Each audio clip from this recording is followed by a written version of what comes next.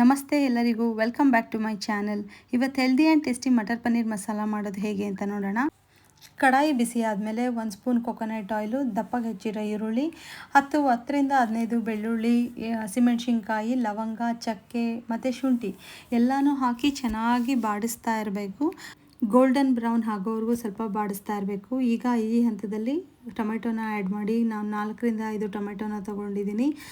ಮತ್ತು 1 spoon ಬಟರ್ನ add ಮಾಡ್ತಾಯಿದ್ದೀನಿ. ಬೆಣ್ಣೆನ add ಮಾಡಿಬಿಟ್ಟು ಸ್ವಲ್ಪ ಹುರಿತಾ ಇರಬೇಕು. ನಿಮಗೆ ಮೇನ್ ಪ್ರೋಸೆಸ್ ಇರೋದು ಹುರಿಯೋದೇ. ಚೆನ್ನಾಗಿ ಗೋಲ್ಡನ್ ಬ್ರೌನ್ ಆಗೋವರೆಗೂ ಹುರಿತಾ ಇರಿ. ಇದಾದಮೇಲೆ ಪನ್ನೀರ್ನ ನಾನು ಕಟ್ ಮಾಡ್ಕೊಂಡಿದ್ದೀನಿ. ಪನ್ನೀರ್ನ ನೋಡ್ತಾ ಇದ್ದೀರಲ್ಲ, ತುಂಬ ದಪ್ಪ ಕಟ್ ಮಾಡಿಲ್ಲ, ಸ್ಮಾಲ್ ಸೈಜಸಲ್ಲಿ ಕಟ್ ಮಾಡ್ಕೊಂಡು ಇಟ್ಕೊಂಡಿದ್ದೀನಿ.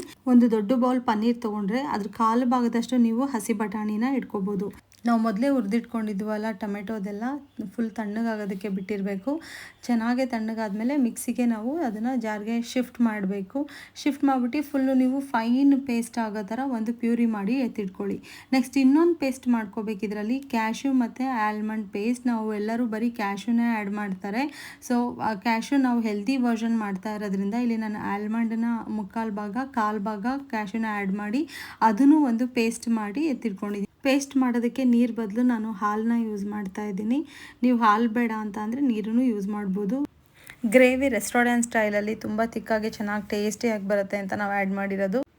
ನೆಕ್ಸ್ಟ್ ಏನು ಮಾಡಬೇಕು ಅಂತ ಅಂದರೆ, ಒಂದು ಬಾಣಲಿಗೆ 1 ಸ್ಪೂನ್ ಬಟರ್ನ ಆ್ಯಡ್ ಮಾಡಿ ಚೆನ್ನಾಗಿ ಮೆಲ್ಟ್ ಆಗೋದಕ್ಕೆ ಬಿಡಬೇಕು. ಇದಕ್ಕೆ 1/2 ಸ್ಪೂನ್ ಜೀರಿಗೆನ ಹಾಕ್ಬಿಟ್ಟು ಚೆನ್ನಾಗಿ ರೋಸ್ಟ್ ಮಾಡ್ತಾಯಿರಿ.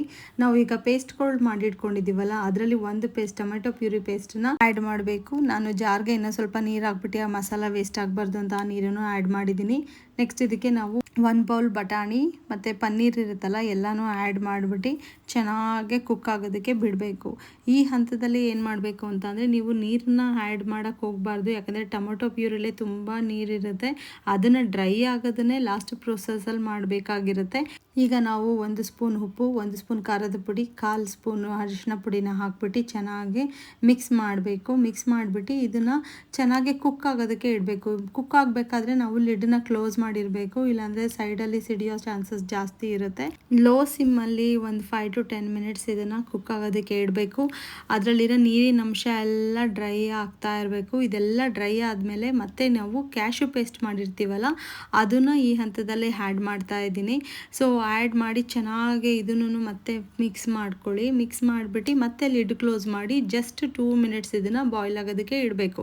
ಇದು ಕುಕ್ ಆದಮೇಲೆ ನೆಕ್ಸ್ಟ್ ನಾವು ಕಸೂರಿ ಮೆಥಿನ ಆ್ಯಡ್ ಮಾಡ್ತಾ ಇದ್ದೀವಿ. ಕಸೂರಿ ಮೆಥಿನ ಆ್ಯಡ್ ಮಾಡಿದ್ಮೇಲೆ ಜಸ್ಟ್ 1 or 2 ಮಿನಿಟ್ಸಲ್ಲಿ ಲಿಡ್ ಕ್ಲೋಸ್ ಮಾಡಿ ಕುಕ್ ಮಾಡಿದ್ರೆ ನಿಮಗೆ super tasty healthy matar paneer masala ready ಆಗಿರುತ್ತೆ. ಒಂದು ಡಿಫ್ರೆನ್ಸ್ ಏನಂತ ಅಂದರೆ, ನೀವು ಅಲ್ಲಿ ತಿನ್ನೋದ್ರಲ್ಲಿ ಕ್ಯಾಲೋರಿ ಜಾಸ್ತಿ ಇರುತ್ತೆ, ಔಟ್ಸೈಡ್ರಲ್ಲಿ ಮನೇಲೆ ಕುಕ್ ಮಾಡ್ಕೊಂಡು ಹೆಲ್ದಿ ವರ್ಷನಲ್ಲಿ ತಿನ್ನೋದ್ರಿಂದ ನೀವು ದಪ್ಪ ಆಗ್ತೀರ ಅನ್ನೋ ಭಯನೂ ಇರಲ್ಲ. ಈಗ ಮಟರ್ ಪನ್ನೀರ್ ಮಸಾಲ ರೆಡಿ ಆಗಿದೆ. Thank you for watching.